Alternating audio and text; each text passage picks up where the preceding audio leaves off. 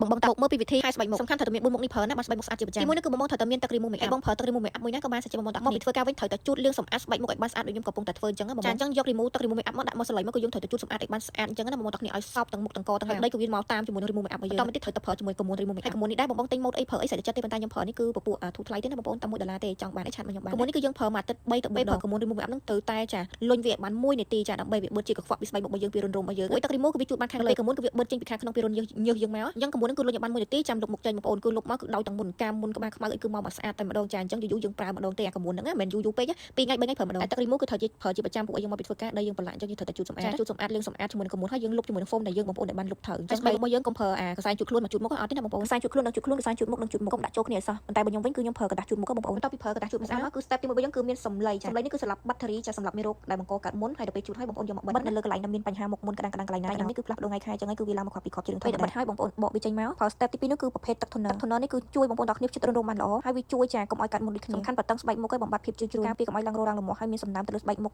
ពេញមួយថ្ងៃតែម្ដងអានឹងប្រើទាំងផឹកថតទាំងថ្ងៃបានប្រើទាំងយប់ក៏បានដែរទឹក toner តទៅទៀតចូល step ទី3គឺសេរ៉ូមចាសេរ៉ូមនេះគឺប្រភេទសេរ៉ូមចាវីតាមីនជួយបិទតឹងស្បែកមុខបំបត្តិអាចរុយក៏ដូចជាទៅសៃក្រហមបងប្អូនណានិយាយទៅគឺ step ទាំងអស់នេះគឺសុទ្ធតែមានអត្ថប្រយោជន៍ខុសៗគ្នាលាបឲ្យសប់ជាមួយនឹងកកមួយមុខរបស់យើងតទៅទៀតចូលដល់ night cream របស់យើងណាបងប្អូនម៉ាស្សាថ្នមៗដូចខ្ញុំ night cream ខ្ញុំបញ្ជាក់កុំខ្វេះឲ្យខ្វេះទៀតយកមកលាបអត់ទេណាខ្វេះតែម្ដងស្មានបរិមាណដែលយើងប្រើតែម្ដងប៉ុណ្ណឹងបានហើយយើងយកមកដាក់លើបាតដៃញីឲ្យសប់ហើយប្រើជាមួយនឹងម៉ាស្សាថ្នមៗទៅលើស្បែកមុខរបស់យើងអត់ឲ្យខ្វេះលាបអត់គ្រាន់តែខ្វេះម្ដងទៀតចាវាអាចនឹងឆ្លងមេរោគទៅដល់ជាមួយនឹងលេបរបស់យើងធ្វើឲ្យឆ្លងមេរោគទៅគឺយើងលាបទៅវាអត់មានប្រសិទ្ធភាពទេហើយសម្រាប់តែលេដែលយើងប្រើឲ្យម៉ាស្សាថ្នមៗដូចខ្ញុំប្រើអញ្ចឹងបងប្អូនទាំងគ្នាដៃត្រូវតែស្អាតណាបងប្អូនប្រើដូចខ្ញុំចាបងប្អូនគឺស្បែកមុខយើងតឹងភ្លឺម៉ត់ស្អាតតែម្ដងអញ្ចឹងគឺខ្ញុំប្រើ step 4 step នឹងចប់ហើយបងប្អូនទាំងគ្នាចាអញ្ចឹងខ្ញុំយកទុកដាក់វិញបងប្អូនទាំងគ្នាគឺមានត្រូវមាន4 step ហ្នឹងណាចាអូខេខ្ញុំប្រើចប់ហើយ good night